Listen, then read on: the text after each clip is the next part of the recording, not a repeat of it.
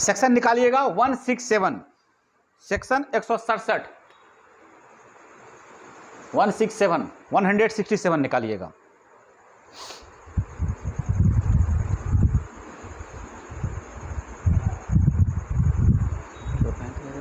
Section 167,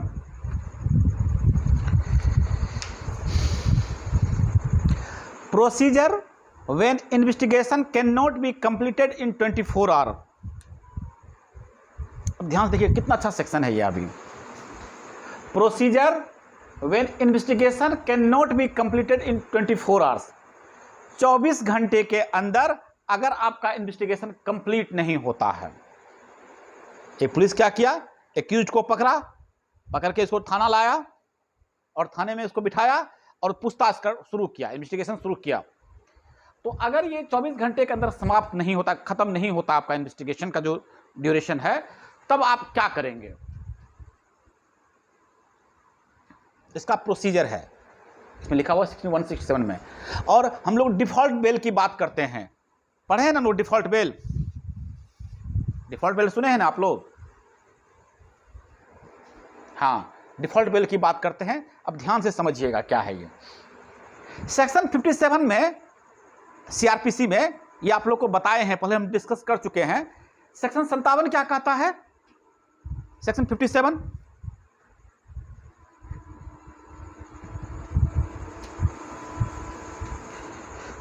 section 57 कहता है, याद रखिएगा, बताए हुए हैं आप लोग को, कि अगर पुलिस किसी को बिना वारंट के अरेस्ट करता है तो 24 घंटे से ज्यादा उसको डिटेन नहीं कर सकता है।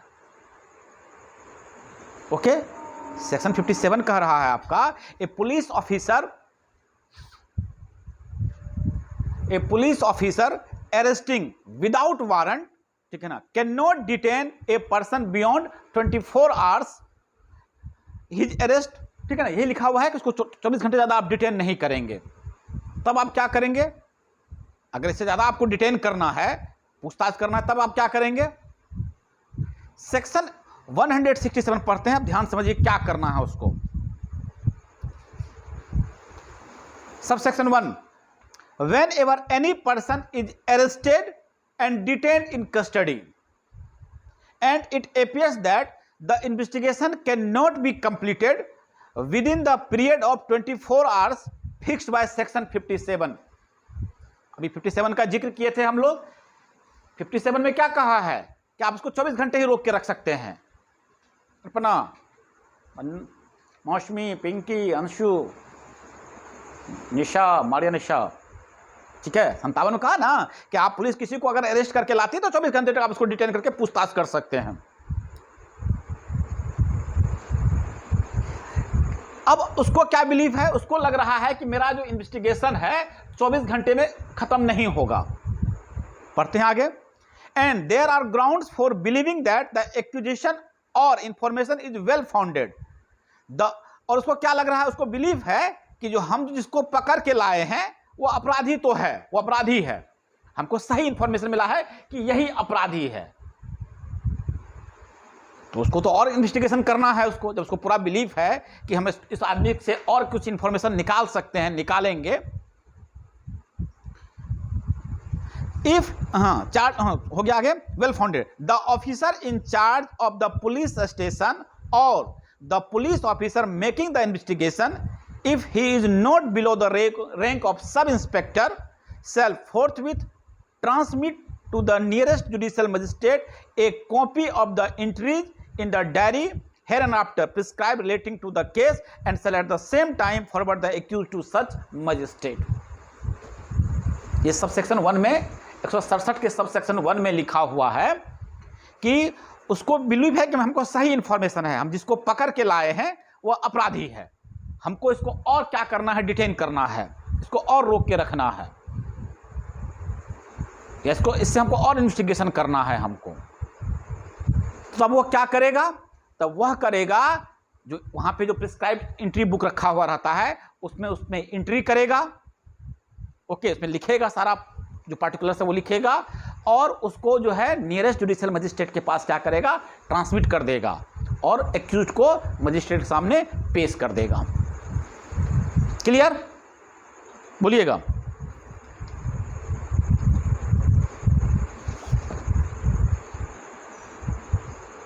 क्लियर? यानी इसका जो हम लोग रिमांड खोज रहे हैं, हम लोग रिमांड की बात करते हैं ना, पुलिस रिमांड इसकी बात करते हैं ना, पुलिस क्या चाह रहा है? उसका रिमांड चाह रहा है कि हमको दिया जाए, हम फर्दर इन्वेस्टिगेशन करना चाहते हैं, हमको पता है कि इसके पास कुछ इंफॉर्मेशन है और ये एक्यूज है, ठीक है? तो हमको पुलिस को क्या करना है? 24 घंटे से ज़्यादा उसको रिमांड पर रखना है। 24 घंटा तो उसका अधिकार है अंडर सेक्शन 57, वो उतना देर डिटेन कर ही सकता है आपको अगर करना होगा। लेकिन जैसे ही इससे ऊपर उसका इन्वेस्टिगेशन कंप्लीट नहीं होगा और चाहेगा कि हम इसको डिटेन करें, तब यह क्या करेगा? रिमांड मांगेगा। हम लोग पुलिस रिमांड पढ़ते हैं ना, आप लोग सुने हैं ना, police remand, police custody, police remand, सब सुने हैं वर्ड ना? हाँ, तो अब उसको रिमांड चाहिए। अब वो क्या करेगा? तो वो जो लिखा हुआ है 167 का सबसेक्शन 1 जो पढ़े उसका क्रक्स देख लीजिए क्या कर रहा है।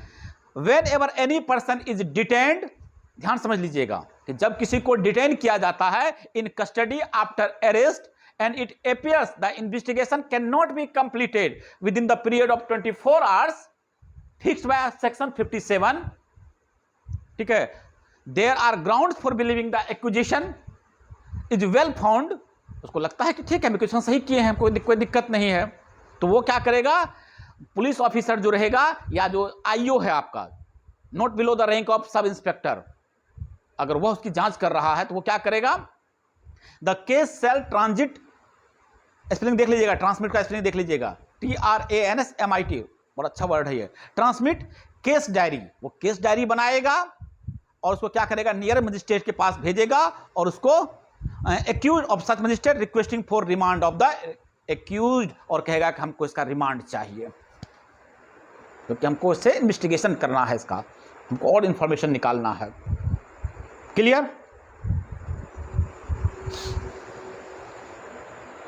बोलिएगा क्लियर? हाँ, अच्छा, एक चीज हमारा इसके साथ ही बता देते हैं आपको, सेक्शन 167 2A में, सेक्शन 167 2A में एक चीज कहा गया है। अभी आपको क्या बताए कि उसको जुडिशियल मजिस्ट्रेट के पास भेजा जाएगा, वो केस डायरी बनाएगा, केस डायरी को और एक्यूज को लेकर क्या होगा? प्रेजेंट हो जाएगा मजिस्ट्रेट के पास। लेकिन मान लीजिए जुडिशियल मजिस्ट्रेट अवेलेबल नहीं है, वहां पे कोई भी जुडिशियल मजिस्ट्रेट उस वक्त प्रेजेंट नहीं है, तो 167 2A कहता है कि अगर जुडिशियल मजिस्ट्रेट अवेलेबल नहीं है, the accused may be forward to nearest executive magistrate on whom powers of judicial magistrate is conferred. उस वक्त जो आपका एग्जीक्यूटिव मजिस्ट्रेट होगा, जिसको कि जुडिशियल मजिस्ट्रेट का पावर दिया गया होगा इस काम के लिए, उसके पास उसको क्या करेगा? प्रेजेंट करेगा, उसके सामने उसको ले जाएगा। क्लियर? जब जुडिशियल मजिस्ट्रेट नहीं रहेगा तब एग्जीक्यूटिव मजिस्ट्रेट के पास जाएगा, और कौन सा एग्जीक्यूटिव मजिस्ट्रेट? जिसको इस काम के लिए पावर दिया गया होगा। सेक्शन 167 2A में देखिए मेंशन किया हुआ है ये चीजें।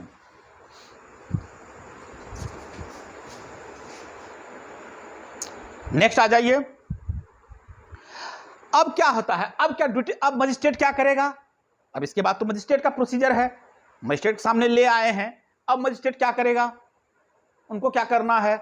तो 167 सबसेक्शन 2 में देखिए क्या लिखा हुआ है। 167 सबसेक्शन 2 सुनिएगा, बड़ा अच्छा चीज है यह भी।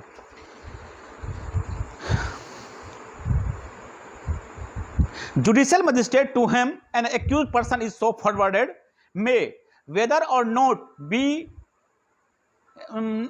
he has jurisdiction to try the case, from time to time authorized to detention of the accused in such custody for a term not exceeding 15 days in a whole। यानी कि जुडिशियल मजिस्ट्रेट जिसके सामने उसको present किया गया है, जिसके सामने उसको लाया गया है अंडर सेक्शन 167 सबसेक्शन 1 के तहत, तो उसको यह अधिकार है, चाहे उसको ट्रायल करने का अधिकार हो या ना हो, लेकिन उसको यह अधिकार है जिसके सामने लाया गया है कि वह पुलिस कस्टडी में उसको भेज सकता है। लेकिन ध्यान रखना यह है कि एक बार में 15 दिन से ज्यादा का कस्टडी नहीं होना चाहिए। समझे? आप लोग मूवी वगैरह समय भी ये चीज देखे होंगे, 7 दिन का कस्टडी देता है। नहीं, एक बार में 15 दिन से ज्यादा का पुलिस कस्टडी एक साथ कभी नहीं होता है। इन जनरल आप लोग मूवी वगैरह में देखते हैं 7 दिन का हमको इसको रिमांड पे भेजते हैं, पुलिस कस्टडी में भेजते हैं 7 दिन के लिए। 7 दिन के बाद फिर प्रेजेंट होगा और 7 दिन के बाद फिर चाहिए तो फिर पुलिस वही बात कहेगा कि माय लॉर्ड मेरा इन्वेस्टिगेशन अभी तक कंप्लीट नहीं हुआ है, यहां तक हम लोग पहुंचे हैं अभी, तो फिर वो बढ़ा सकता है, एक्सटेंशन दे सकता है इस चीज का। तो किसी भी हाल में एक बार में 15 दिन से ज्यादा का रिमांड नहीं होता है। क्लियर? इसको अंडरलाइन कर लीजिएगा आप लोग।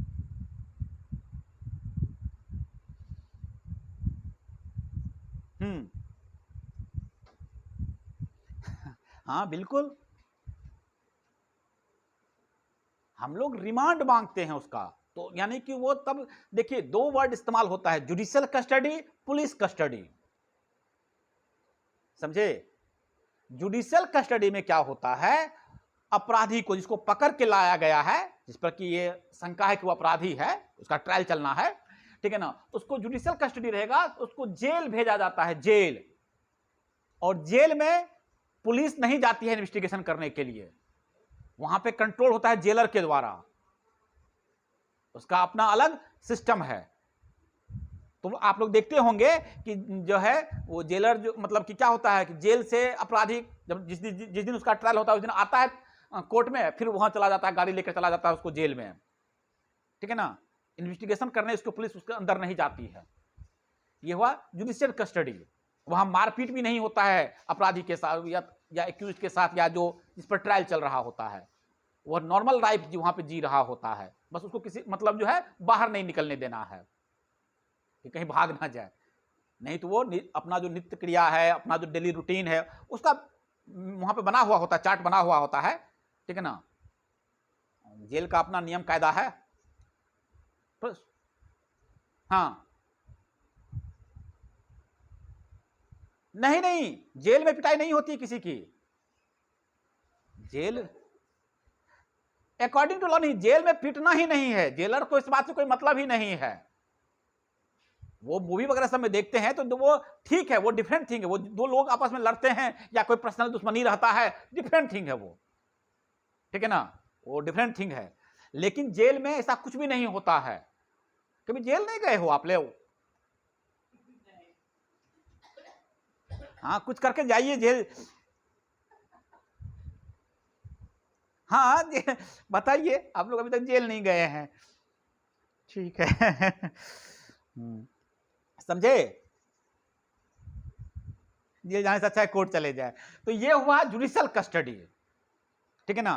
पुलिस कस्टडी में थाने का जो लॉकअप होता है उसमें रखा जाता है, समझे? हाँ, पुलिस कस्टडी में वो जो थाने का लॉकअप देखते बना हुआ होता है उसमें आपको रखेगा और टाइम टू टाइम जो है आपकी सेवा खातिर सेवा की जाएगी। नहीं आएगा, मूवी वगैरह हम देखते हैं वहां पे जिसको हम लोग 3rd डिग्री कहते हैं, टॉर्चर कहते हैं, पूछेगा आपसे, सवाल पूछेगा, तो वो दैट इज पुलिस कस्टडी।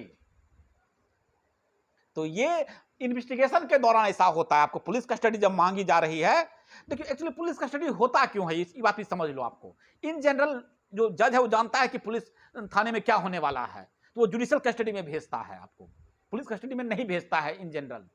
लेकिन क्या है सिचुएशन, क्या है ऐसे समझो, एक बैंक में रॉबरी हो गया, ठीक है, बैंक में रॉबरी हुआ, 5 लोग मिलकर ने रॉबरी 5 लोग मिलकर रॉबरी कर लिए, 6 लोग मिलकर रॉबरी कर लिए, डकैती कर लिए, जो वर्ड इस्तेमाल होता है पीसी में जानते हैं आप लोग, रॉबरी किसको बोलते हैं, डकैती किसको बोलते हैं, कितने कितने लोगों का फर्क है वो आप लोग समझ लीजिए, टेक्निकल चीजें हैं।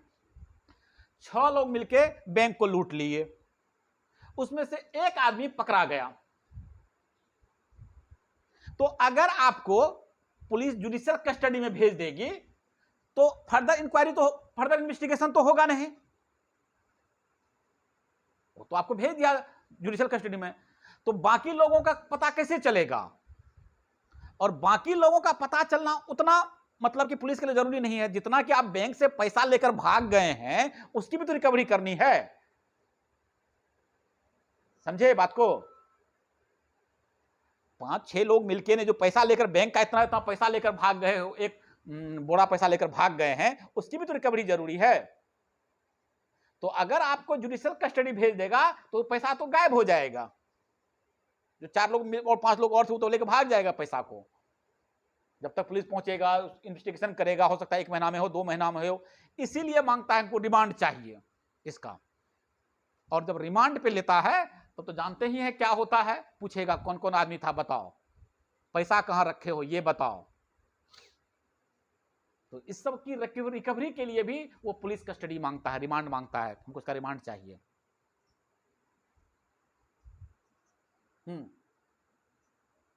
बिल्कुल वही होता ही है। प्रेम की भाषा में नहीं बोलोगे तो क्या होगा वहां पे, ये अनऑफिशियली है, ऐसा लिखा हुआ नहीं है कहीं पे, लेकिन हाँ, लेकिन बिना सेवा किए जवाब दोगे? कोई जवाब देता है? अगर प्रेम पूर्वक पूछा जाए किसी चोर से कि तुम चोरी किए हो तो क्या कहेगा? किए हैं, ऐसा थोड़ी बोलता है। हाँ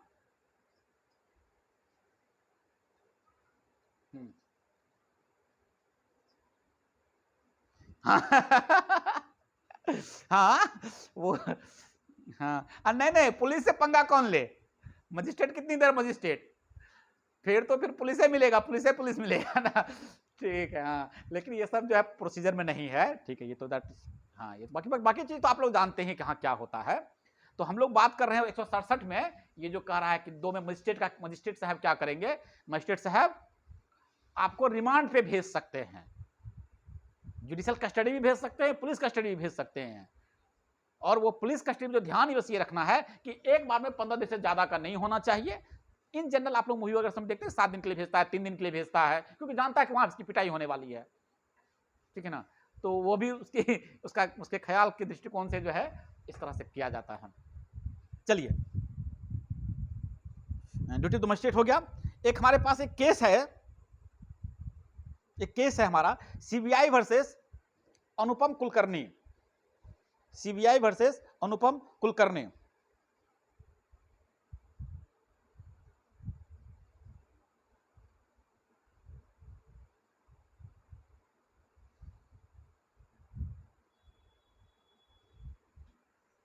ये केस है आपका 1992।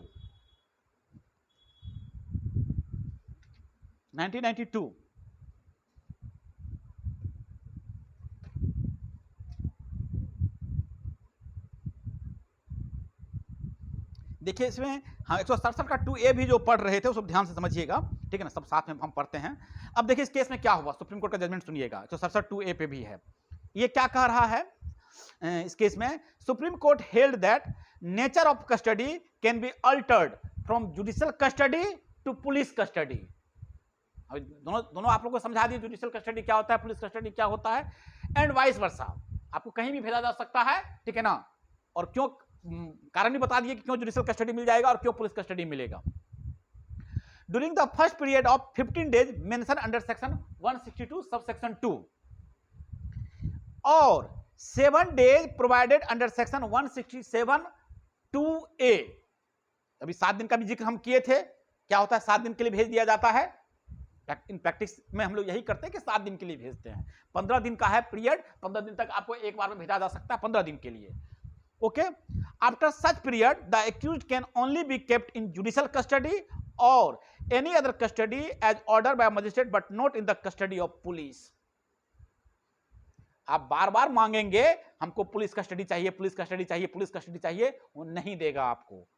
प्रैक्टिकली क्या चीज होता है वो बता रहे हैं आपको, ठीक है ना। आप लोग फिल्म सब में बहुत कुछ देखे होंगे, पुलिस डांट, मतलब पुलिस को डांट लग जाता है मजिस्ट्रेट से कि आपको 7 दिन में कंप्लीट नहीं हुआ इन्वेस्टिगेशन, और क्या गारंटी कि 7 दिन में 2 दिन और आपको दे देंगे तो आप इन्वेस्टिगेशन कंप्लीट कर लीजिएगा। नहीं, अब आपको पुलिस कस्टडी नहीं मिलेगा, अब ये जुडिशियल कस्टडी में जाएगा। बाकी आपको इन्वेस्टिगेशन जैसे करना है कीजिए। आप लोग समझ रहे हैं ना प्रैक्टिकल क्या होता है और क्यों करता है, बता ही दिए हैं ये चीज क्या क्यों होता है। वो जानता है कि वहां पे पुलिस थाने में क्या होता है, ठीक है, क्लियर। हाँ, अब आइए इसका प्रोविजो देखिएगा, 167 2 का प्रोविजो देखिएगा, प्रोविजो पढ़ रहे हैं, सुनिएगा। provided that the magistrate may authorize the detention of the accused person otherwise then in custody of police beyond the period of 15 days if he is satisfied that adequate grounds exist for doing so. 15 दिन से भी बढ़ा सकता है, लेकिन उसके लिए बहुत क्या चाहिए, उसको बहुत बड़ा ग्राउंड चाहिए इस चीज के लिए. क्यों चाहिए आपको इससे ज्यादा डिटेंशन? ठीक है. But no magistrate shall authorize the detention of the accused person in custody under this paragraph for a total period exceeding. अब देखिए, इससे ज्यादा नहीं होना चाहिए. 15 दिन से ज्यादा तो दे सकता है, लेकिन क्या तरीका है, क्या नियम है, वो देखिएगा इसमें. 90 days where the investigation relates to an offense punishable with death, imprisonment for life and imprisonment for a term of not less than 10 years. अब सुनिएगा ध्यान से, बड़ा अच्छा है, इसको आप लोग अंडरलाइन करते चले चलिएगा. प्रोविजो इसका जो है सुनिएगा, 2 प्रोविजो है. प्रोविजो 1 अभी पढ़ रहे हैं, फिर प्रोविजो बी भी है. इसका बहुत अच्छा प्रोविजो है, ठीक है ना. यानी कि सिंपल सा चीज कह रहा है. जुडिशियल हम लोग डिफॉल्ट बेल में चले गए हैं उससे अभी ये, लेकिन डिटेंशन जो बात कर रहा है हम लोग, जुडिशियल कस्टडी की बात जो हम लोग कर रहे थे, ठीक है ना. उसमें क्या है कि at any how, default bail पढ़ते हैं. डिफॉल्ट बेल में क्या है, आपको किसी को पकड़े आप और पकड़ के क्या किए, आप डाल दिए इसमें जुडिशियल कस्टडी में डाल दिए, तो आपको एनी हाउ 90 दिन के अंदर आपको क्या करना है, इन्वेस्टिगेशन कंप्लीट कर लेना है.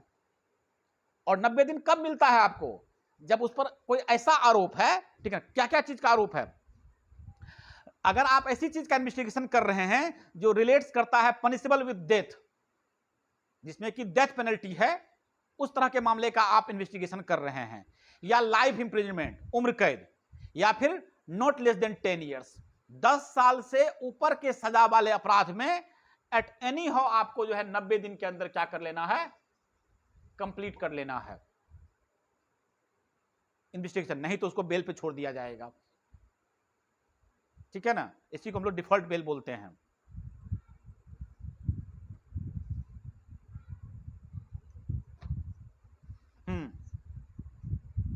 हाँ, अब बाकी अलग अलग इस मामले को छोड़ के और किसी मामले में है तो 60 दिन के अंदर कंप्लीट कर लेना है. 60 days where the investigation relates to any other offence. ठीक है ना. मिला सबको. 167 का जो प्रोविजो हम पढ़ रहे थे अभी, उसमें क्या कह रहा है कि if the detention for a period exceeding 15 days is considered necessarily by the magistrate and adequate grounds exist for that, he may authorize only a judicial custody. अगर 15 दिन से ज्यादा आप मांगेंगे तो उसको जैसे ही भेजेगा, बार बार इस चीज का आपको बता रहे हैं, ठीक है ना. और जुडिशियल कस्टडी अगर दे दिया can only be judicial magistrate. और 15 दिन से ज्यादा जुडिशियल कस्टडी में उसी वक्त आप रखेगा, किसी ऐसे मामले का इन्वेस्टिगेशन आप कर रहे हैं तो आपको 90 दिन में खत्म करना है, और नहीं दूसरे किसी मामले में आप है तो 60 दिन में खत्म करना है. यानी आपका इन्वेस्टिगेशन का जो पीरियड है वो 60 दिन है और 90 दिन है. इस दौरान आपको चार्जशीट बनाकर दे देना है कोर्ट को. समझे?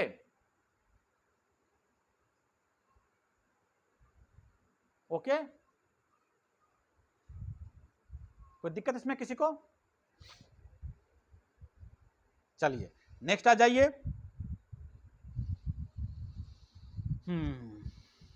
चलिए नेक्स्ट हमारा जो डिफॉल्ट बेल हम पढ़ ही दिए हैं, ये डिफॉल्ट बेल था आपका 167 sub section 2. Uday Mohan Lal Acharya versus state of Maharashtra, एक अच्छा केस है, लिख लीजिए.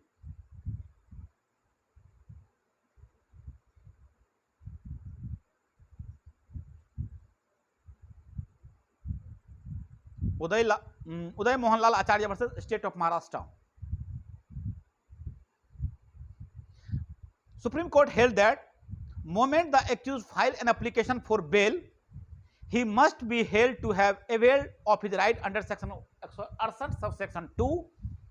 The court held that on the expiry of the period of 90 days and 60 days, as the case may be, an indefeasible right accrued in favor of the accused for being released on bail on account of default by the investigation agency in the completion of the investigation within the period prescribed, and the accused is entitled to be released on bail.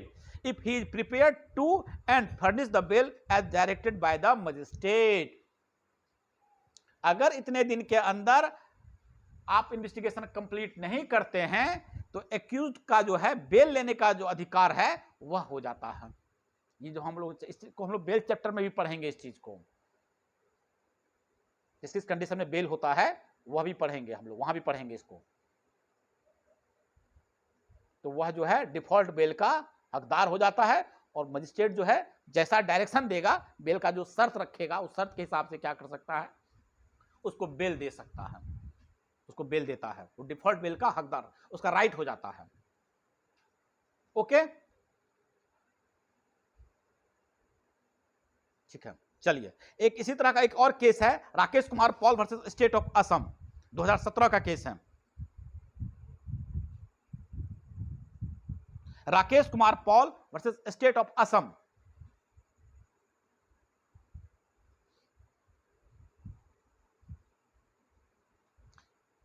(2017) का case है। Supreme Court held that where investigation is not completed within 60 days और 90 days, as the case may be, and no police report is filed on 60th और 90th day, 60वां दिन और 90वां दिन, 90वां दिन अगर वह रिपोर्ट फाइल नहीं करता है, then the accused gets indefensible right of default bail. The accused must apply for default bail and he should be prepared to furnish bail. अगर 60वां दिन जिस तरह का केस हो, अगर 60 दिन के अंदर जो मामला आता है कि 60 दिन के अंदर आपको देना है रिपोर्ट, या 90वां दिन अगर रिपोर्ट फाइल नहीं होता है कोर्ट में, तो यह एक्यूज तब क्या करेगा, बेल के लिए एप्लीकेशन लगा देगा कोर्ट में। ओके, और उसको बेल ग्रांट हो जाएगा। Clear?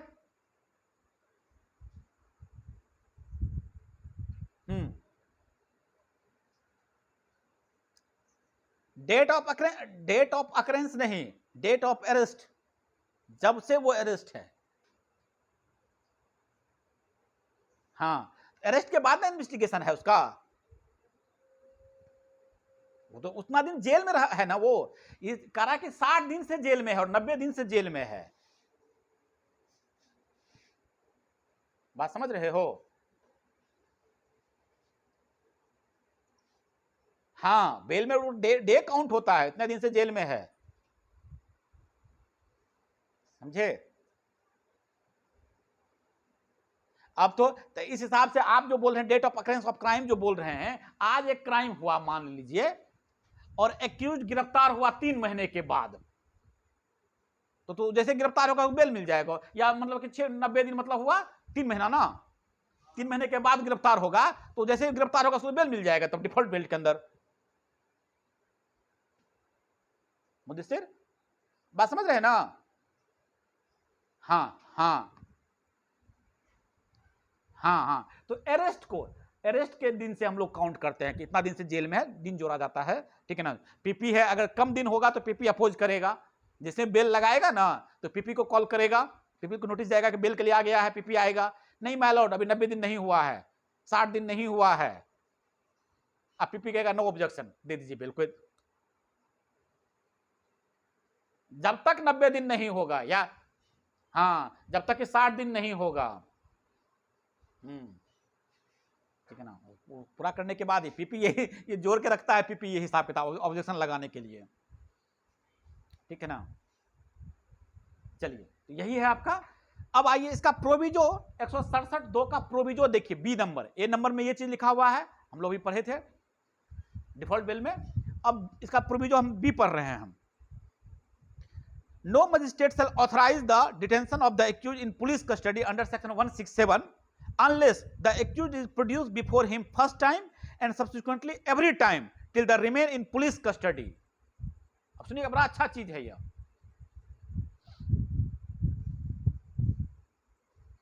However, the magistrate may extend further detention in judicial custody on production of the accused either in person or through medium of electronic video, ठीक है ना, linkage.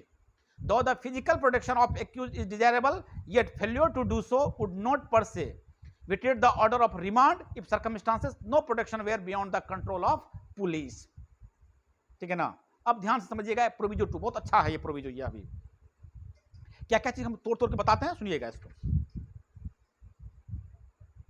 No magistrate shall authorise detention of the accused in custody of the police under this section unless the accused is produced before him in person for the first time। पहले तो magistrate के सामने appear ना होगा जी, बात समझे। हम क्या हो रहा है, जैसे ही एक्यूज को गिरफ्तार होगा, और एक्यूज को गिरफ्तार किया कब, बिना वारंट के गिरफ्तार किया, या एक्यूज पे शक हुआ, गिरफ्तार हुआ, 24 घंटे में प्रेजेंट करना है, तो 24 घंटे में प्रेजेंट हुआ, तो उसके बाद ना वो ऑथराइज हुआ, उसको क्या करना है, उसको जुडिशियल कस्टडी देना है कि पुलिस कस्टडी देना है। ऐसे नहीं ओरली दे देगा, थाना में बैठा हुआ है, जाओ जी इसको पुलिस कस्टडी दो, जुडिशियल कस्टडी दो, ऐसा नहीं होगा। ये कह रहा है इसमें, no magistrate shall authorise the detention of the accused in police custody under 167 unless, तब तक नहीं जब तक कि the accused is produce before him first time, ठीक है, and subsequently every time till he remains in police custody. आपको 7 दिन का मोहलत दिया, 7 दिन का डिटेंशन दिया, 7 दिन के बाद फिर प्रेजेंट करेंगे उसको हम, पुलिस तो 7 दिन बाद प्रेजेंट करेगी उसको ना। जितने दिन का डिटेंशन है पुलिस कस्टडी में, उतने दिन के बाद उसको प्रेजेंट करना है जुडिशियल मजिस्ट्रेट के पास, ठीक है ना। और उसके बाद मजिस्ट्रेट डिसाइड करेंगे कि हमको पीसी बढ़ाना है कि नहीं बढ़ाना, या इसको जीसी में भेज देना है। अगर जीसी में भेज दिया है, ठीक है ना, तो फिर तो बात खत्म, तब फिर 60 दिन 90 दिन का हिसाब किताब चल रहा है तब तो। जबकि द मजिस्ट्रेट में एक्सटेंड फर्दर डिटेंशन इन जुडिशियल कस्टडी, ठीक है ना, 15 दिन से ज्यादा तो लेगा नहीं वो, ठीक है, नियम तो बता ही दिए हैं। 7 दिन में बोला लाने के, 7 दिन में लाइए, आपका इन्वेस्टिगेशन कंप्लीट नहीं हुआ, उसको मन होगा कि हम जेसी में भेज दें, तो जेसी में भेज देगा आपको। और उसके बाद ये जो हम अभी पढ़ रहे थे कि आपका जो है 30 दिन का, 60 दिन का और 90 दिन का, यहां से जोड़ना शुरू कर दीजिएगा आप, ओके।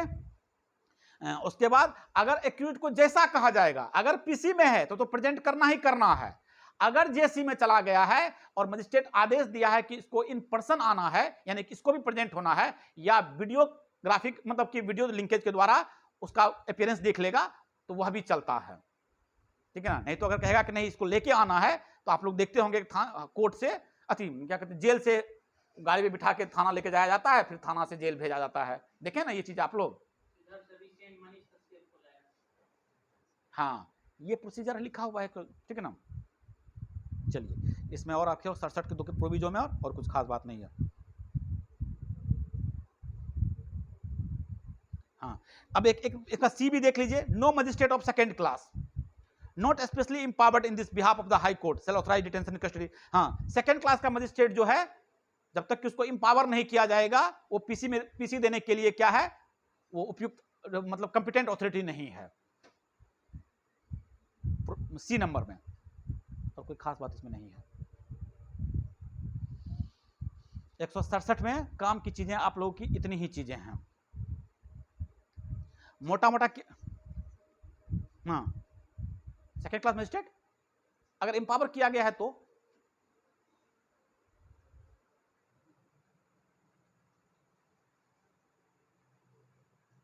हाँ पहला फर्स्ट एफिलिएट कोर्ट होता है वो, ठीक है ना। 167 में फिलहाल अभी इतना ही चीज है, ठीक है ना। हाँ बाकी आप